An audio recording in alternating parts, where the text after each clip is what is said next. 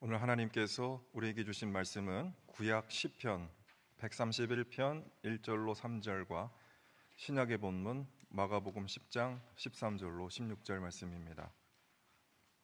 먼저 구약의 말씀 시편 131편 1절로 3절의 말씀을 봉독하겠습니다.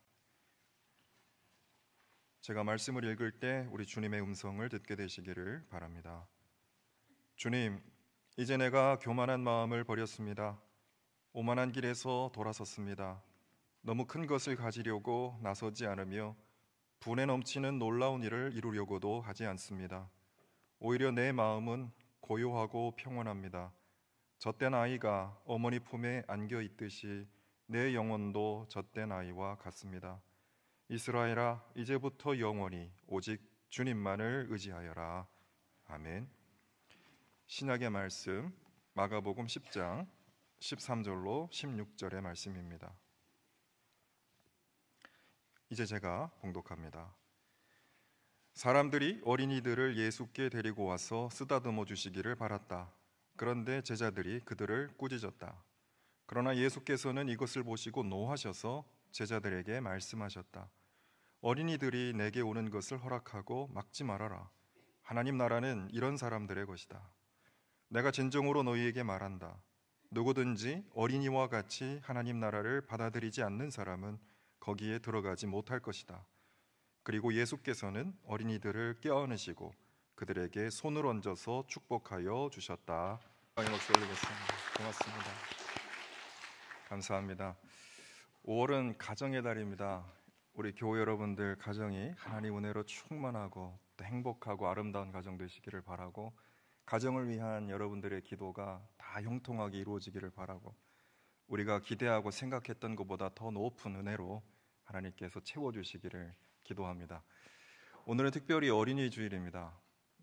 어떤 사회가 건강한 사회일까? 아이들이 행복한 사회가 정의롭고 건강한 사회입니다. 아이들이 그 사회의 건강성의 지표라고 생각합니다. 최근 한 경제학자가 한국 사회가 심각하게 병들어 있다라고 진단하면서 그 몇 가지 징후들에 대해서 언급을 한 바가 있습니다. 첫 번째, 출산율 세계 최저. 두 번째, 자살률 OECD 국가 중 1위. 남녀 임금 격차 OECD 국가 1위. 그리고 네 번째로 노인 빈곤율 OECD 국가 1위. 다섯 번째, 노인 자살률의 지속적인 증가. 이런 것들을 언급하면서 우리 사회가 심각하게 병들어 있다라는 것입니다. 이런 지표들을 종합을 해보면 불안과 불평등, 그것으로 인해서 남녀노소 가릴 것 없이 행복함을 느끼지 못하는 사회가 지금 우리 사회다라는 것입니다. 우리나라가 겉보기에는 물질 문명이 매우 발전한 것 같으나 사람들의 정신이 공허하고 내면이 불안하여서 실상은 우리 사회의 미래가 아주 어둡다라는 것을 우리 모두가 피부로 경험하고 있습니다. 이러한 사회적인 정서, 이런 것이 출생률 저하에 반영되어 있다고 생각합니다. 최근에 한 유명한 진화생물학자 한 분이 극도로 낮은 출생률을 진화생물학의 관점에서 분석을 한 내용을 보면 현재 출산율이 떨어지는 것, 출생률이 떨어지는 것은 진화생물학의 관점에서는 매우 타당하다라는 것입니다. 그 학자는 젊은 세대가 우리나라 역사 이래 가장 똑똑하고 현명한 세대라서 모든 것들을 철저하게 계산하면서 사는데, 결혼과 아이를 낳는 것이 자신의 생존에 절대적으로 불리하다고 판단하고 그래서 결혼하지도 않고 아이를 낳지 않는 것이라고 보았습니다. 자신의 생존을 위한 지극히 계산적인 선택적 행동이 결혼하지 않는 것과 아이를 낳지 않는 것이라는 거죠. 우리나라의 자녀 양육비가 OECD 국가 중에 압도적인 1위, 한 3억 8천만 원 정도가 든다고 하는데 계산이 안 나오는 거예요. 그래서 아이를 낳을 자신이 없는 거죠. 그런 것들이 출생률을 떨어뜨리는 주된 원인이라는 것입니다. 그래서 그 학자는 우리 젊은 세대가 유사이래로 가장 똑똑한 세대라서 지나치게 계산적이라서 현명하기는 하지만 너무 똑똑해서 불행하다라고 말하였습니다. 그럼에도 불구하고 생존에 불리한 조건임을 알면서도 결혼하고 아이를 낳는 젊은이들은 계산기를 덜 두드리고 아이를 낳아서 결혼을 하고 아이를 낳아서 누리게 될 행복을 용감하게 선택한 사람들이라고 평가하였습니다. 박수를 보내 맞이하는 귀한 사람들이라고 하겠죠. 그래서 우리 사회의 출생률을 높이려면 단기 처방으로는 불가능하고 청년들이 우리나라에서 결혼해서 아이를 낳고 행복하게 살 수 있다, 우리가 낳은 자녀들이 잘 살 수 있다라는 자신감과 확신을 가질 수 있도록 우리 사회의 체질과 환경이 근본적으로 변화되어야 될 필요가 있다, 이렇게 주장을 하였습니다. 초기 기독교를 돌아보면 우리 기독교는 냉혹한 생존 환경에서도 성장할 수 있었습니다. 그렇게 될 수 있었던 이유가 뭐냐면 기독교가 교인들에게 생명의 근원이었을 뿐만 아니라 주변의 많은 사람들을 치유하고 사회를 변화시키는 생명력이 있었기 때문이다라는 것입니다. 교회가 성장한 이유는 생명력 때문이다라는 것이죠. 당시 로마 사회는 거대한 제국을 지탱하기 위한 그런 화려한 문명이 있었고, 그것을 지키기 위한 강력한 법과 군사력으로 우리가 잘 아는 대로 로마의 평화, 팍스 로마나를 자랑하였지만은 실상 그 껍데기를 들춰놓고 그 이면을 들여다보면 소수의 특권 귀족들의 지배 아래서 절대 다수의 빈민층 노예들은 불안과 빈곤 속에 하루하루를 연명해 살아갔고, 당시 유명했던 격언이 있는데 이런 말이 있었습니다. 저녁에 유서를 쓰지 않고 식사를 하러 외출하는 행위는 지극히 어리석은 일이다 라는 말이 있을 만큼 사회가 극도로 불안했다라는 겁니다. 저녁에 외식하러 밖에 나가기도 어려운 그러한 위험한 사회가 로마였다라는 겁니다. 도시 범죄가 매우 높았고 폭력과 폭동이 빈발해서 로마의 도시는 한마디로 화려한 지옥이었다라고 보고 있습니다. 로마가 직면했던 가난과 질병, 소외와 차별은 화려하고 거대한 제국을 당장이라도 무너뜨릴 수 있는 위험과 불안 요소가 되었던 것입니다. 사람들을 불행하게 하고 사회를 타락시키는 구조학, 이것이 로마에 만연되어 있었던 것이죠. 이 어둡고 절망스러운 세상, 이 삭막한 세상 속에 누가 사람들에게 희망과 위로와 평화를 주었습니까? 누가 정의와 소망의 그런 정신을 불어넣었습니까? 매우 역설적으로 박해받던 기독교 공동체가 로마와 그 사회를 치유하는 생명의 근원이 되었습니다. 팬데믹으로 고통당하는 사람들에게 따뜻한 구호와 위로의 손길을 내밀어 주었고, 굶주림과 차별로 고통당하는 가난한 이웃들과 사회적 약자들을 환대하며 적극적으로 구제하였습니다. 교회가 주일마다 열심히 모은 헌금은 대부분 가난한 사람들과 환자들과 고아와 가부들을 위해서 사용되었습니다. 기독교 공동체는 차별과 불평등으로 고통받는 여성들에게도 새로운 희망을 주었습니다. 당시 로마의 여성 인구는 압도적으로 적었습니다. 남성들이 힘으로 지배하던 세상이 로마였습니다. 성비의 불균형은 우연한 것이 아니었고, 여자아이들의 낙태와 유기, 그리고 인신매매와 인위적 낙태 과정에서 여성들이 건강과 생명을 잃은 결과가 성비의 불균형으로 나타났던 것입니다. 그만큼 여성들의 생존 환경이 좋지 못했다라는 사실을 반증하고 있습니다. 이 귀족 여성들조차도 재산을 상속받거나 재산권을 행사하는데 많은 한계가 있었습니다. 그럴 때의 기독교 공동체는 여성들에게 생명의 존엄과 자아 존중감을 주었고, 그래서 여성들은 교회 안에서 리더십을 마음껏 발휘할 수 있었습니다. 그래서 교회 공동체는 여성들의 비율이 상대적으로 높았고, 여성들의 헌신과 이 지도력은 교회가 박해 상황에서도 성장하고 확산되고 또 발전하는데 아주 결정적인 역할을 했던 것입니다. 이러한 배경 하에서 사도 바울은 갈라디아서 3장 26절에서 이렇게 말합니다. 여러분은 모두 그 믿음으로 말미암아 그리스도 예수 안에서 하나님의 자녀들입니다. 여러분은 하나님의 자녀들입니다 라고 복음의 말씀을 선포하였죠. 그리고 28절에서 누가 하나님의 자녀들인가 라는 말씀을 가지고 유대 사람도 그리스 사람도 없고 차별이 없단 말입니다. 종도 자유인도 없고 남자와 여자도 없습니다. 여러분 모두가 그리스도 예수 안에서 하나이기 때문입니다 라고 선포합니다. 여러분 모두가 하나님의 자녀입니다 라고 선포하면서 그 하나님의 자녀가 되기 위해서는 유대인, 그리스인, 종, 자유인, 남자, 여자 이런 차별은 아무런 의미가 없다. 왜냐? 하나님 안에서 우리는 하나님의 자녀이고 그리스도 안에서 하나이기 때문입니다 라고 선포했던 겁니다. 이거는 단순한 선언이 아니었어요. 복음의 근본 정신이었고 교회 공동체가 살았던 삶의 현실이었어요. 그래서 사람들은 교회 안에서 이러한 삶의 현실을 경험하면서 보이지 않는 하나님의 나라를 경험할 수 있었던 겁니다. 예수 그리스도 안에서 그 누구도 차별과 소외받지 않고 모두가 하나님의 자녀며 주님 안에서 우리 모두가 하나다. 이것이 복음의 핵심입니다. 이러한 메시지 그리고 이러한 믿음의 삶과 실천이 당시 여러 가지 차별과 소외로 얼룩진 세상을 치유하고 또 상처받은 사람들을 회복시키고 타락한 사회, 부패한 사회를 변화시키는 생명력으로 작용했던 것입니다. 인종과 계급과 성별 이 세 가지요. ethnicity, 그다음 계급, 클래스, 성별, 젠더 이것은 지금도 사회를 분열시키는 그런 요인들입니다.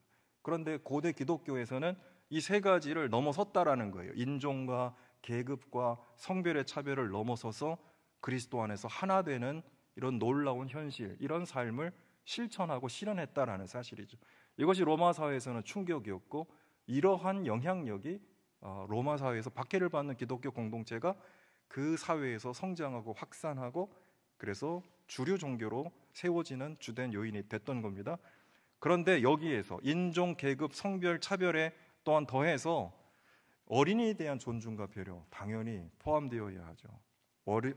어린이들이 어른들과의 차별 이것을 없는 그런 하나의 공동체 안에 들어가야 된다는 것도 당연히 이 복음의 선언 안에는 포함되어야 한다고 생각합니다.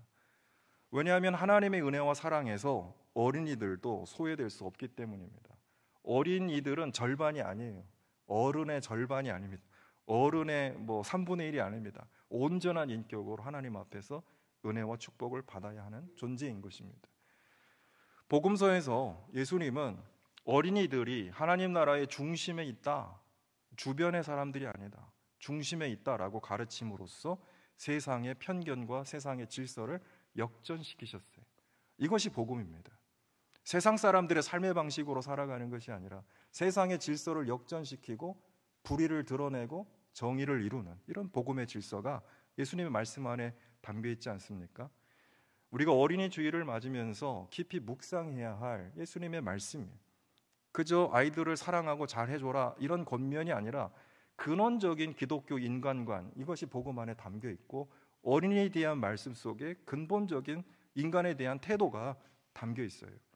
그래서 우리가 어린이 주일을 맞이하면서 예수님의 말씀을 묵상하면서 이런 근본적인 인간에 대한 생각과 태도 그것이 뭔지 우리가 깨달아야 할 것이라고 생각합니다. 우리가 읽은 본문 마가복음 10장 13절 16절에서 예수님이 어린이를 축복하신 이야기는 마가복음뿐만 아니라 마태복음 19장에도 그리고 누가복음 18장에도 동일하게 기록된 공간복음의 주된 본문 중에 하나입니다. 이 본문을 보면 사람들이 어린이들을 예수께 데리고 와서 축복해 주시기를 바랬는데 이를 제자들이 꾸짖었습니다. 그랬더니 예수님이 이것을 보시고 노하셨다 이렇게 말합니다. 성경에 주님이 노하셨다 이런 표현은 많이 드러나지 않는데 이런 장면이 예수님을 자극했던 것 같아요. 예수님 많이 화가 나셨어요. 그래서 예수님이 제자들을 꾸짖으시면서 이렇게 말씀하셨다는 겁니다. 어린이들이 내게 오는 것을 허락하고 막지 말아라. 하나님 나라는 이런 사람들의 것이다. 이렇게 제자들에게 말씀하셨습니다. 제자들은 어린이들이 말씀 중에 끼어드는 것은 예수님의 가르침을 방해하는 잘못된 행동이라고 여겼던 것 같아요. 공적인 영역과 종교 생활에서 아이들은 덜 중요하거나 성가신 존재라는 생각이 제자들의 꾸짖는 행동에서 나타났던 것입니다. 이런 생각과 태도에 대해서 예수님은 화를 내셨습니다. 아이들은 무시해도 좋을 사람이 아니라 하나님 나라의 중심에 있다라고 강조하셨습니다. 어린이가 하나님의 말씀과 축복에서 절대로 배제되어서는 안 되고 우리 신앙 공동체의 관심과 축복 속에 충분한 존중을 받아야 된다라고 여기셨던 것입니다. 신앙 공동체가 하나님의 사랑과 축복의 복음을 가르치면서 아이들을 소외시키거나 차별한다면, 또한 아이들을 축복해달라는 부모님들의 간절한 바람을 꾸짖고 나무란다면 그들의 말은 거짓과 위선이에요. 하나님의 사랑과 축복을 전하면서 아이들을 차별한다? 이 아이들을 축복해달라는 부모를 꾸짖는다? 그런 축복의 말들은 거짓과 위선이 되는 것입니다. 예수님은 어린이 그리고 지극히 작은 한 사람이라도 하나님 나라에서는 절대로 차별받아서는 안 되고 오히려 하나님 나라의 중심이며 주인이 되어야 한다라고 강조하셨습니다. 사람을 배제하고 소외시키면서 종교적인 규율과 권위만 가득하다면 그것은 하나님 나라에 대한 심각한 도전이 된다라고 말씀하시는 것이에요. 하나님 나라는 권위주의도 율법주의도 교리주의도 아니고 지극히 작은 사람 한 사람에 대한 사랑과 관심, 존중과 배려라는 사실을 예수님은 제자들에게 일깨우셨습니다. 하나님의 마음으로 사람을 중히 여기는 것이 하나님 나라예요. 교리나 율법이나 무슨 형식이나 권위, 이게 본질이 아니고 하나님의 마음으로 어린이, 지극히 작은 한 사람을 소중히 여기는 것이 하나님 나라의 핵심이다라는 말씀이에요. 예수님은 15절에서 누구든지 어린이와 같이 하나님 나라를 받아들이지 않는 사람은 거기에 들어가지 못할 것이다 라고 말씀하면서 사람들 앞에서 보란듯이 아이들을 껴안으셔서 손을 얹고 축복하셨습니다. 예수님은 여기서 하나님 나라의 본질, 기독교 신앙의 의미를 몸으로 분명히 보여주신 거예요. 무시받고 차별당하는 지극히 작은 한 사람에 대한 진실한 사랑과 축복, 이것이 하나님 나라의 본질이다라는 가르침이죠. 그리고 이 말씀 속에서 예수님은 어린이가 아예 하나님 나라의 기준이다, 하나님 나라에 들어올 수 있는 커트라인이다 이렇게 말씀하셨습니다. 어린이와 같이 하나님 나라를 받아들이지 않는 사람은 하나님 나라에 아예 들어가지 못할 것이라고 말씀하셨기 때문입니다. 어린이와 같은 믿음이 온전한 믿음의 표준이다, 기준이다 이렇게 가르치셨던 겁니다. 그런데 우리가 보는 성경에는 아이에 대한 두 가지 상반된 전통이 있습니다. 먼저 아이는 미련하고 미숙하다라는 인식입니다. 잠언 22장 15절에는 아이의 마음에는 미련한 것이 얽혀 있어서 훈계의 매로 그것들을 멀리 쫓아내야 된다 이렇게 가르치고 있거든요. 또 고린도전서 13장 11절을 보면 사도 바울은 자기가 어린 아이 때에는 말하는 것과 생각하는 것과 깨닫는 것이 미숙하여서 어른이 되었을 때 어린 아이의 일을 버렸다 이렇게 말하였습니다. 그러나 이와 정반대로 아이들을 온전한 신앙의 표준으로 보는 그런 입장이 있습니다. 오늘 우리가 읽은 마가복음 10장에서 예수님은 어린이와 같이 하나님 나라를 받아들이지 않으면 천국에 들어가지 못한다 이렇게 말씀하셨고, 또 우리가 읽은 구약 시편 131편에도 뭐라고 말하냐면 교만한 마음을 버리고 오만한 길에서 돌아서서 마치 젖된 아이가 어머니 품에 안겨 있듯이 주님을 전적으로 의지하는 것이 진정한 믿음이다 이렇게 노래합니다. 시편 131편에서 하나님을 향한 순전한 믿음은 교만과 오만을 버리고 우리의 욕망과 야망을 비우고 어린아이가 전적으로 어머니를 의지하듯이 그렇게 주님만을 의지하면서 마음의 고요함과 평온함을 누리는 것이라고 말합니다. 이것이 온전한 믿음, 진정한 영성의 모습이라고 시편 131편은 말하고 있습니다. 예수님이 마가복음 10장 본문에서 강조하신 어린이와 같은 믿음, 이것은 순전한 믿음을 의미하는 것이에요. 계산적인 믿음이 아니에요. 순전한 믿음입니다. 자기를 앞세우는 믿음이 아니에요. 하나님을 의지하는 믿음이 어린이와 같은 믿음, 순전하고 온전한 믿음이라고 가르쳐 주십니다. 우리는 어린이와 같이 순전하고 겸손한 믿음을 가져야 합니다. 나이가 들면 들수록 우리의 신앙의 연수가 높아지면 높아질수록 더욱더 우리는 어린이의 겸손함과 순전함을 가지려고 노력해야 된다라는 사실이죠. 왜냐하면 우리는 언제까지나 주님의 자녀이기 때문입니다. 하나님과 우리의 관계 여러분 어떻게 정의하십니까? 하나님은 누구이시고 우리는 누구일까요? 하나님과 우리의 관계를 우리가 어떻게 설명할 수 있을까요? 저는 예수님께서 가져오신 혁명이 있다고 생각합니다.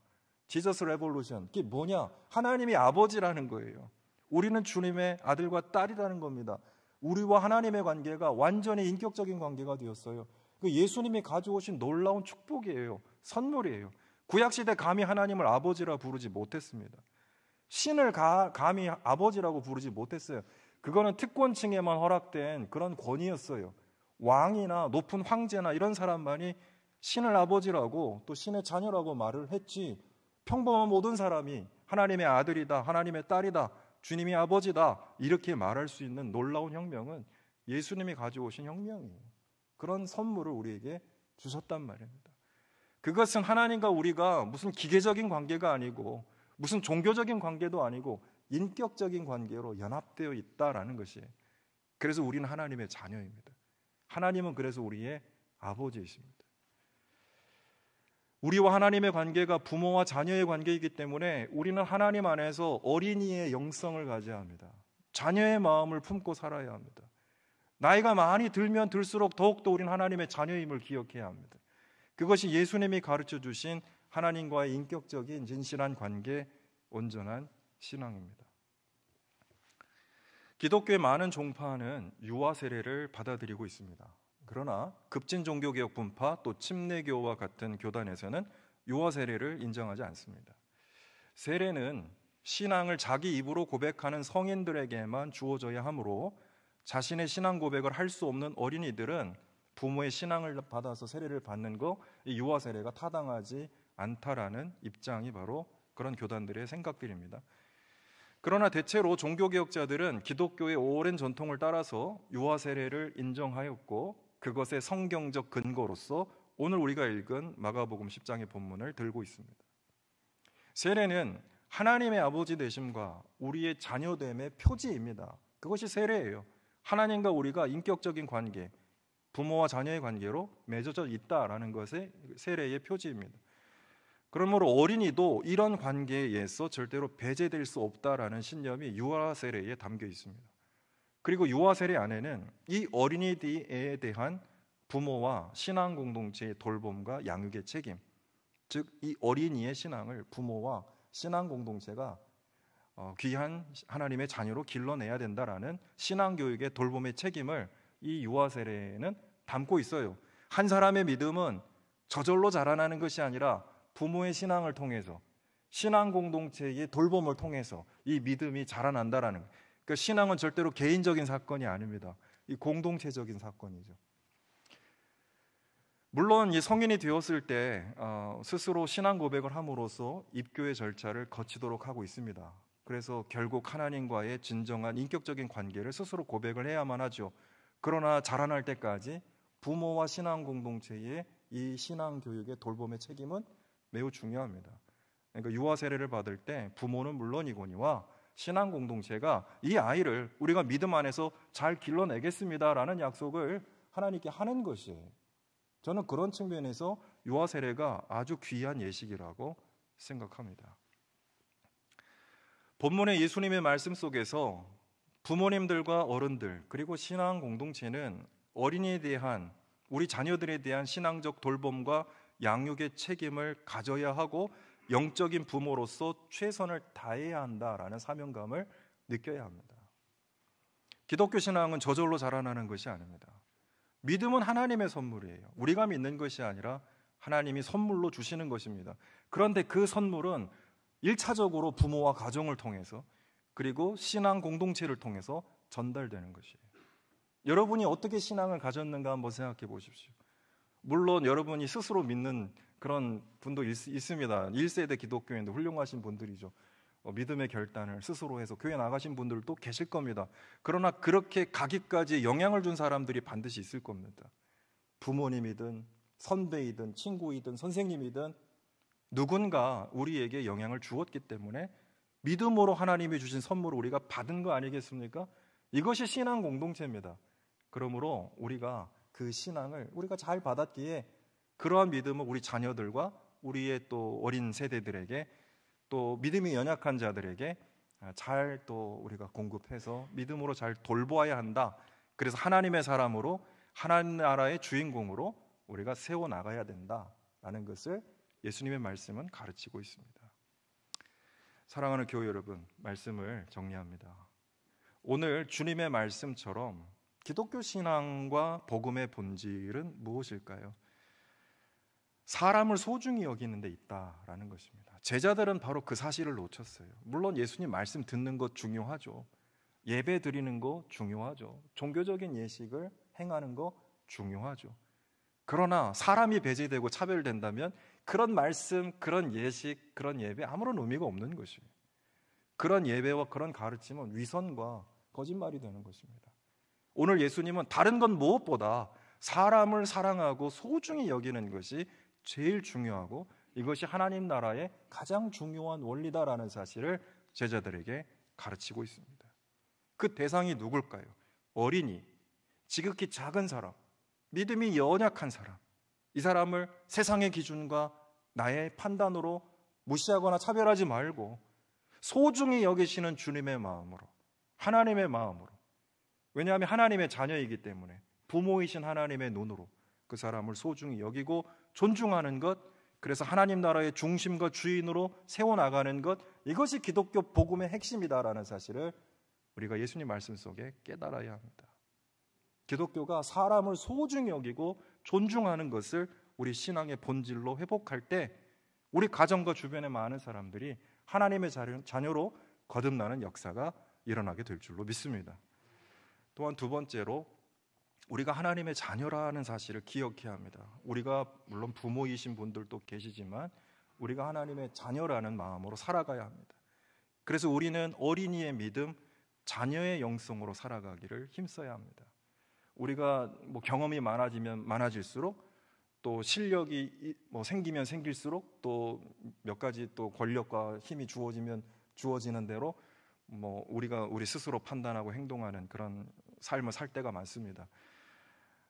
그러나 그럴 때라도 우리가 우리의 교만과 오만을 내려놓고 또 모든 일과 상황 속에서 우리가 하나님의 자녀라는 사실을 인정하면서 마치 어머니 품에 안겨있는 어린 아이처럼, 마치 예수님 품에 안겨서 축복을 받는 그런 아이들처럼 우리가 하나님의 자녀라는 사실을 인식하고 전적으로 주님을 신뢰하고 의지하는 순전한 믿음을 회복하는 삶을 살아야 될 줄로 믿습니다. 그리고 마지막으로 우리가 영적인 부모로서 또 우리는 하나님의 자녀이지만 동시에 영적인 부모라는 생각을 가져야 합니다. 우리가 또 신앙 공동체로서 교회는 어머니라고 하지 않았습니까? 교회는 전통적으로 어머니예요. 하나님의 아버지시라면 교회는 어머니예요. 왜냐하면 교회를 통해서 믿음이 양육되는 것이거든요. 그러니까 우리가 영적인 부모라는 인식을 가져야 합니다. 그래서 우리의 자녀들을, 우리의 학생들을, 그리고 우리가 삶의 자리에서 만나는 사람들을 우리의 부모님이 하나님이시지만 우리가 그 사람들에 대한 영적인 문제를 책임을 맡은 또한 영적인 부모로서 주님의 마음을 품고 사랑과 수고 그리고 영적인 돌봄의 책임을 감당해야 할 줄로 믿습니다. 그래서 우리의 자녀들, 학생들, 주변에서 만나는 사람들과 이웃들을 부모의 마음으로 품고 영적으로 돌보는 책임을 감당하면 좋겠습니다. 그럴 때 이 땅에 세우신 교회를 통해서 우리 어둡고 삭막한 세상이 하나님의 사랑과 생명의 호흡으로 되살아나게 될 줄로 믿습니다. 아까 그 학자가 우리 사회가 근본적으로 변화되어야만 우리 사회에 희망이 생긴다라고 얘기를 했을 때 변화의 시작은 무엇일까요? 물론 정치가 중요한 역할을 해야 할 겁니다. 교육이나 문화도 중요한 역할을 해야 되겠죠. 그러나 제가 고대 기독교 예를 들었듯이 기독교가 변화의 중심에 있어야 합니다. 사람을 소중히 여기고 양육하고 길러내는 우리 책임을 교회 공동체가 감당할 때 우리 사회의 놀라운 변화가 근본적으로 시작될 수 있다. 그런 삶을 살아가는 저와 여러분 다 될 수 있기를 주의 이름으로 부탁합니다. 기도하겠습니다. 사랑의 하나님 감사합니다. 오늘 예수님의 말씀 속에서 하나님께서 원하시는 삶은 어린이와 지극히 작은 한 사람을 하나님의 마음으로 사랑하는 것이라는 것을 배웠습니다. 우리가 우리의 자녀들을, 학생들을, 주변에서 만나는 사람들을 하나님의 마음으로 소중히 여기고 존중하고 영적으로 돌보는 사명과 책임을 잘 감당하는 교회 공동체가 될 수 있게 하여 주옵소서. 그리고 우리 또한 주님의 자녀로서 하나님을 전적으로 순전하게 의지하며 살아가는 진실한 신앙을 가지고 살아갈 수 있도록 우리와 함께하여 주옵소서. 우리 주님 예수 그리스도의 이름으로 기도드리옵나이다. 아멘.